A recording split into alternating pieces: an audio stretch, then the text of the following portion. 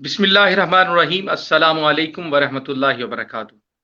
سب سے پہلے لاتعداد مرتبہ درود و سلام وجہ تخلیق کائنات محسن انسانیت حضرت محمد صلی اللہ علیہ وآلہ وسلم کی ذات پر، ان کی آل اولاد پر۔ ناظرین گرامی، آپ دیکھ رہے ہیں پروگرام پہچان پاکستان، اور میں ہوں آپ کا میزبان حافظ عرفان کھٹانہ۔ اور میرے ساتھ میرے مہمان جو کسی تعارف کے محتاج نہیں ہیں، آپ ان کو جانتے بھی ہیں۔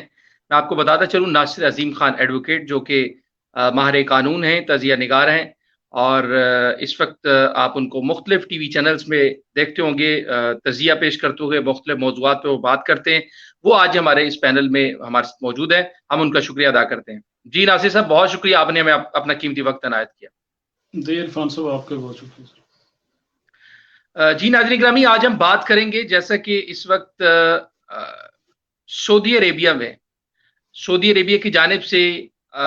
مختلف ممالک جن میں کرونا کی جو شرح ہے وہ ابھی تک اس میں کوئی خاصی کمی نہیں آئی، ان پر انہوں نے پابندی رکھی ہوئی ہے کہ وہ فلائٹ آپریشن بند کیا ہوا ہے۔ اس کے ساتھ ساتھ اگر انہوں نے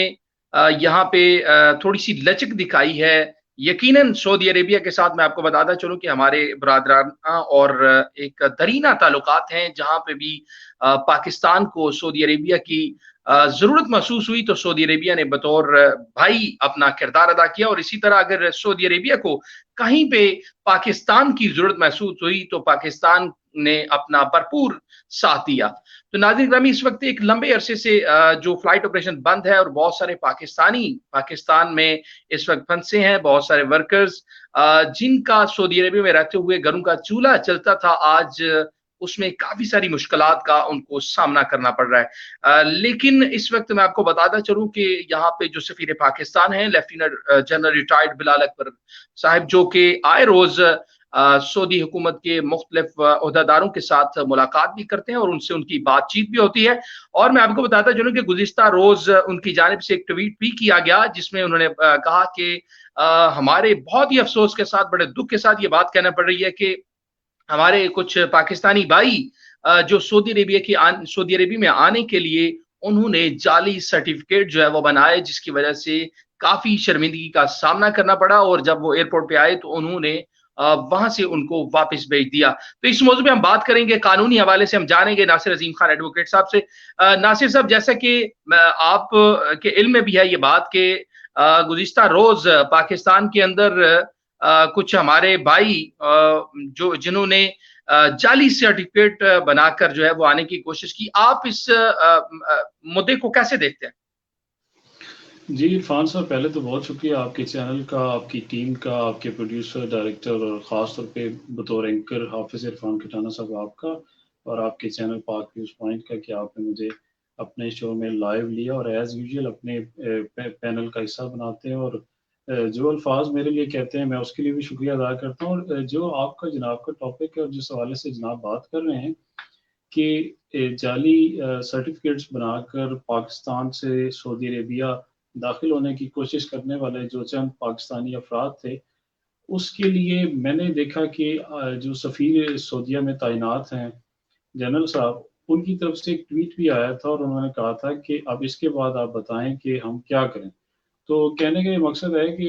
جب ہم خود ایسی ایکٹیویٹیز کرتے ہیں اور اس کے بعد ہم پہ بین لگ جاتا ہے، تو پھر اس کے بعد ہم شور مچاتے ہیں کہ دیکھیں سعودی عربیہ نے یا ڈفرینٹ ممالک نے یا ڈفرینٹ کنٹریز نے ہم پہ پابندیاں لگا دی ہیں۔ ہمیں چاہیے کہ ہم اپنے آپ کو درست کریں، اور ہمیں یہ سوچنا چاہیے کہ جب ہم باہر ملک میں مزدوری کے گھر سے بھی جا رہے ہوتے ہیں تو ہم جسٹ لائک ایک سفیر ہوتے ہیں، اور ہم اپنے ملک کو ریپرزینٹ کر رہے ہوتے ہیں، اور کسی نہ کسی طرح آپ کسی بھی شعبے میں جا کے کام کرتے ہیں تو آپ اپنے ملک کو ریپرزینٹ کر رہے ہوتے ہیں۔ تو جب آپ اپنے ملک کو ریپرزینٹ کر رہے ہوتے ہیں تو میں سمجھتا ہوں کہ ایسی جعلی اسناد، جعلی سرٹیفکیٹس، کسی بھی حوالے سے جعلی سرٹیفکیٹس بنا کر کسی بھی ملک میں داخل نہیں ہونا چاہیے، کیونکہ اس سے پاکستان کی بدنامی ہے۔ ناصر صاحب، یہاں پہ میں آپ سے یہ بھی جاننا چاہوں گا، یہ کیونکہ آپ کا تعلق قانون سے ہے، قانون آپ کا شعبہ ہے، اگر کوئی انسان ایسا عمل کرتا ہے کہ جعلی اسناد بناتا ہے یا جعلی سرٹیفکیٹ بناتا ہے، تو قانون اس کو کیسے دیکھتا ہے؟ دیکھیں حافظ صاحب، جو ایئرپورٹ کا ایریا ہوتا ہے، خاص طور پہ میں پاکستان کی بات کروں گا، تو میں آپ کو یہ بات کلیئر کرتا چلوں کہ جب آپ irregular एक्टिविटीज करते हुए पाए जाते हैं on the spot eight airport, तो आपको FIA के पास प्रॉपर इख्तियारात मौजूद होते हैं कानूनी एतबार से कि वो आपको इंटरोगेट कर सकते हैं और वो आपको अरेस्ट कर सकते हैं इस तरह की जालसाजी करने पर। और मुख्तलिफ दीगर इदारे भी वहाँ पर मौजूद होते हैं जिनको कंसर्निंग अथॉरिटीज़ कहा जाता है, जो अपने अपने डिपार्टमेंट्स को और अपने अपने विंग्स को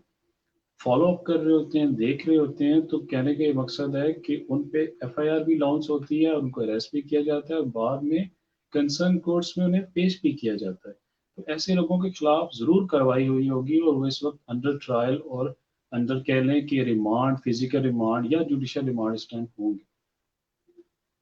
जी बिल्कुल नाज़रीन गिरामी, बिल्कुल ऐसे ही है कि अगर हम किसी भी मुल्क में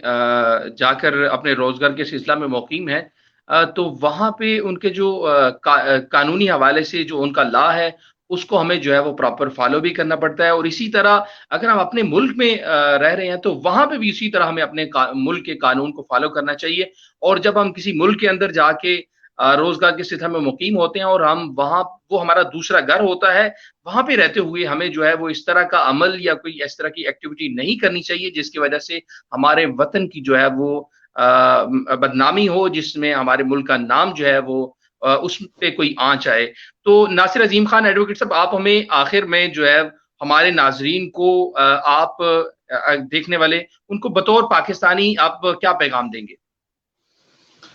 बतौर पाकिस्तानी मैं यही पैगाम दूंगा, क्योंकि ख़ास तौर पे आपका टॉपिक रिलेटेड सऊदी अरेबिया था और ख़ास तौर पे अरब ममालिक के रिलेटेड था, क्योंकि सऊदी अरेबिया के गिर्द तमाम अरब ममालिक हैं। ख़ास तौर पे UAE में, कतर में, दोहा में बहुत ज़्यादा पाकिस्तानी सऊदी अरेबिया के बाद काम कर रहे हैं। तो उनको यही पैगाम देंगे कि अगर आपकी वैक्सीन का सर्टिफिकेट है तो काइंडली उसको ये एश्योर करें कि ये असली होना चाहिए और आप असली सर्टिफिकेट के साथ सफ़र करें। एक तो आपकी जान की हिफाजत भी इससे हो रही है और दूसरा ये है कि दूसरे मुसाफिरों का भी आप ख्याल रख रहे हैं।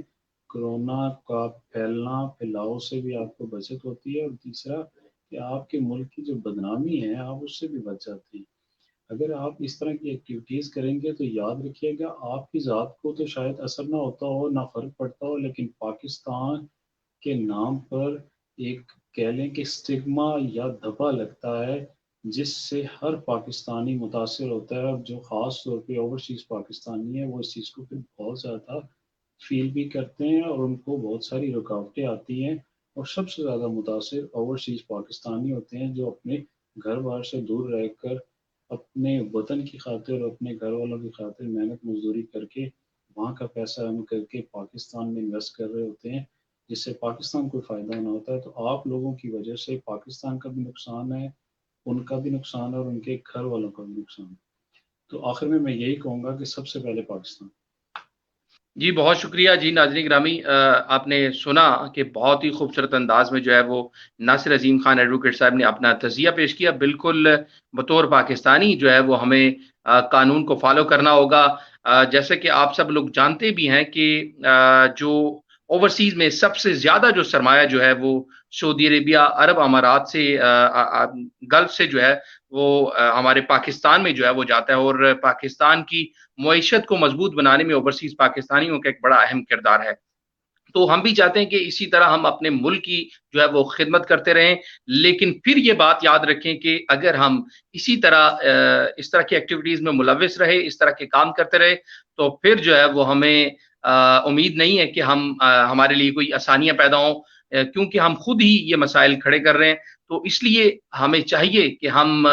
न सिर्फ़ ये हुकूमत का ये मामला है, बल्कि मैं समझता हूँ बतौर पाकिस्तानी, हर पाकिस्तानी जो ओवरसीज़ में काम कर रहा है, उसकी ज़िम्मेदारी है कि वो इस को इनफ़रादी तौर पे अपनाए और अपना अमली किरदार अदा करे, ताकि ये जो सिलसिला एक रुका हुआ है, वो प्रॉपर बहाल हो सके और हमारे लिए आना-जाना जो है वो आसान हो जाए और हम आसानी से अपने मुल्क जा सकें और अपने सऊदी अरेबिया में वापस आ सकें। तो नाज़रीन गिरामी, हमारे प्रोग्राम में अपने फीडबैक से हमें ज़रूर नवाज़िए। इंशाअल्लाह इसी तरह हम आपके साथ मुलाकात करते रहेंगे और आपसे आपकी राय को देखते हुए हम अपने प्रोग्राम में आपकी राय को शामिल करेंगे। और मुझे और मेरे मेहमान नासिर अज़ीम खान एडवोकेट साहब को इजाज़त दीजिए। इंशाअल्लाह आइंदा प्रोग्राम में आपके साथ मुलाकात होगी। तब तक के लिए अल्लाह हाफ़िज़।